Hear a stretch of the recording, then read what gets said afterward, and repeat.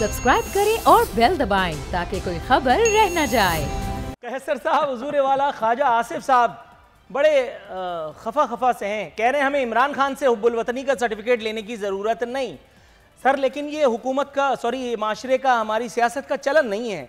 Certificate तो आपने उन्हीं से लेना है, चाहे आपको अच्छा लगे या ना लगे। जिस तरह से माजी में सर्टिफिकेट ना पाने पर बकरी चोरी के मुकदमात बनवा दिए जाते थे, अखलाकन जूते मार के बंद कर दिया जाता था। हुजूर वाला, अब ये तब्दीली आपको भली लगे या बुरी, लेकिन बहरहाल सरे तस्लीम खम तो करना ही पड़ेगा। सर ये मुझे बताइए, एहसानुल्लाह एहसान से उनको क्यों याद आ गई? फरमा रहे हैं कि एहसानुल्लाह एहसान और राव अनवार खुले घूम रहे हैं, लेकिन सियासी क़यादत को कैद किया जा रहा है। एहसानुल्लाह एहसान ने, जहाँ तक मेरी मालूमात हैं, उसने तो नहीं कौमी ख़जाने को नुकसान पहुंचाया था ना, जैसा कि पीटीआई कहती है। राव अनवार ने तो नहीं कौमी ख़जाने के साथ खिलवाड़ किया था ना, उसने तो कुछ यानी पब्लिक के बंदे यानी उड़ा दिए थे, कुछ खवास को नुकसान पहुंचाया था, कुछ और कारनामे उसके ऊपर है। कैसर शेख साहब, हुजूर वाला, वक्त की किल्लत है, आपके पास पूरे 1.5 मिनट हैं, शुरू हो जाइए। मेरा सवाल आप जानते हैं। जी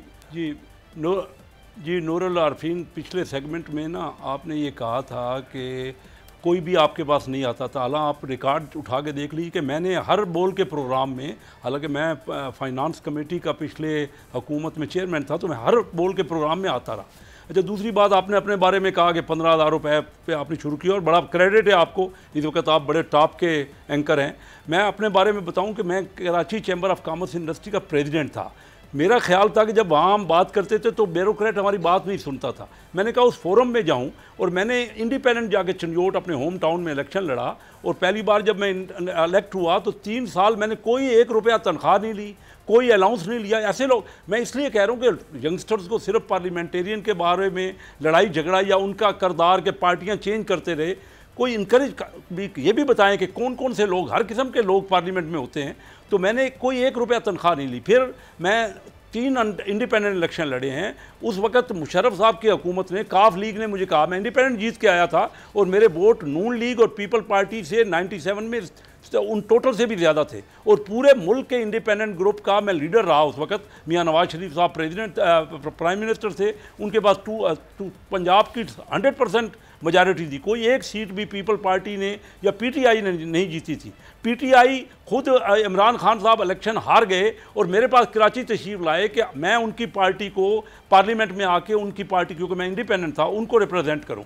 लेकिन बात यह है कि हर किस्म के किरदार के लोग हैं, और अब जो धींग मुश्ती हो रही है ना, ये आपस में एक दूसरे से दुश्मनाम तराजी हो रही है, कोई अच्छी बात नहीं है। Right sir, got your point. मुझे थोड़ा सा आपको कर्टेल करना पड़ रहा है। मीडिया उन्हीं की बात, मीडिया हर एक की बात को, अच्छे हर किस्म के किरदार होते हैं ना, हर किरदार को उसके मुताबिक बताए ताकि यंगस्टर्स को नफरत ना हो जाए हमारी पार्लियामेंट्री सिस्टम से, राइट पॉलिटिक्स से। Right sir. कुमैल सर, ये मुझे बताइएगा, 1.5 मिनट सर, ये मुझे बताइए, इस्लामोफोबिया के खिलाफ काम करने का अहद किया गया आज पाकिस्तान और तुर्की के दरमियान। मीडिया के अलावा सकाफती मसाइल का भी मुकाबला करेंगे, तुर्क फिल्म इंडस्ट्री से फ़ायदा उठाएंगे, तुर्की की फिल्में और ड्रामे मकामी मीडिया पर नशर किए जाएंगे जो इस्लामोफोबिया की हौसला शिकनी पर मबनी होंगे। अब ये भी सरीहन रकम का ज़िया है, इसमें किसी की दिहाड़ी लग जाए तो अलग बात है, मैं कह नहीं सकता, लेकिन जो पीटीवी पर पुराने ज़माने हमारे ड्रामे बन चुके हैं, अगर उसी का रिवाइवल कर दिया जाता, अगर उसी को नशर मुकर्रर के तौर पर चलाया जाता, और आज भी थोड़ा सा जो प्राइवेट प्रोडक्शन है उसकी जो है हौसला अफजाई की जाती, तो मेरा ख्याल है कि इतनी जहमत की भी वो नहीं पड़ती कि हम तुर्की से जाकर के ड्रामे लें और तगरल या पता नहीं मुश्किल कोई नाम हो उसको देख करके, वो तो नाम ही नहीं निकलता अपने तो मुँह से। देखिए सर, सबसे पहले तो हम सबको खराज तहसीन देनी चाहिए प्राइम मिनिस्टर ऑफ टर्की को कि वो आ गए। जो हमारी हुकूमत ने, जो हमारे प्राइम मिनिस्टर ने, जो हमारे वज़ीर ख़ारजा ने उनके साथ किया, मलेशिया कॉन्फ्रेंस में ये लोग जो नहीं गए, उस पर क्या इशू था सर? कश्मीर का इशू था। लेकिन तुर्की के सदर ने साफ साफ कह दिया कि हमें इस बात पर कोई वो तो मैं ये तो कह रहा हूँ कि उनको खराज तहसीन, अगर उसकी जगह पे आप होते तो आज तो नहीं, मैं वहाँ होता ही नहीं ये बात है। या कोई होता इस हिसाब से।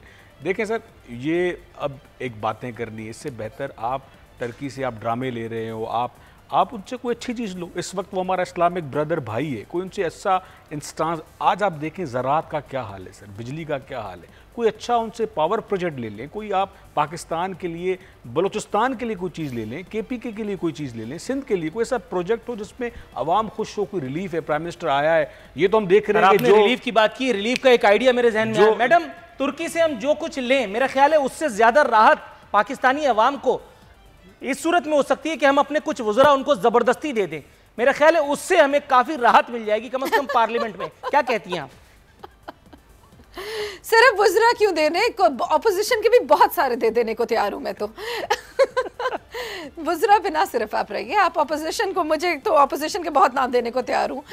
बट देखिए, इन्होंने अभी मलेशिया की बात की। मेरे ख्याल में चीज़ों के ऊपर उस वक्त ऑब्जेक्ट करना चाहिए जब उस गलती को माना ना जाए। ये आपने बिल्कुल ठीक बात की है कि तैयब उर्दुगान साहब जो पाकिस्तान आए हैं, हमें उस पर खराज तहसीन उनको पेश करना चाहिए। बट हमें साथ में ये भी याद रखना चाहिए कि अगर हमने एक गलती की, वज़ीर आज़म साहब ने को लगा कि उनको मलेशिया जाना चाहिए था, तो वो मलेशिया और नहीं गए, तो उसके बाद जब गए उन्होंने पब्लिकली एक दूसरे मुल्क में जाके इस बात पे इजहार किया, इस बात का कि हमसे गलती हुई है।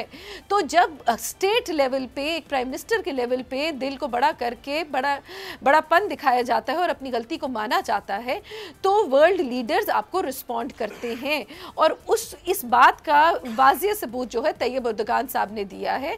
सो मेरे ख्याल में इस चीज़ को याद रखना चाहिए कि हम लोगों ने अगर गलती की है तो उस गलती को कितना पब्लिकली एक्सेप्ट किया है कि ये आज हम यहाँ खड़े हैं और तैयब उर्दुगान साहब यहाँ आए हैं।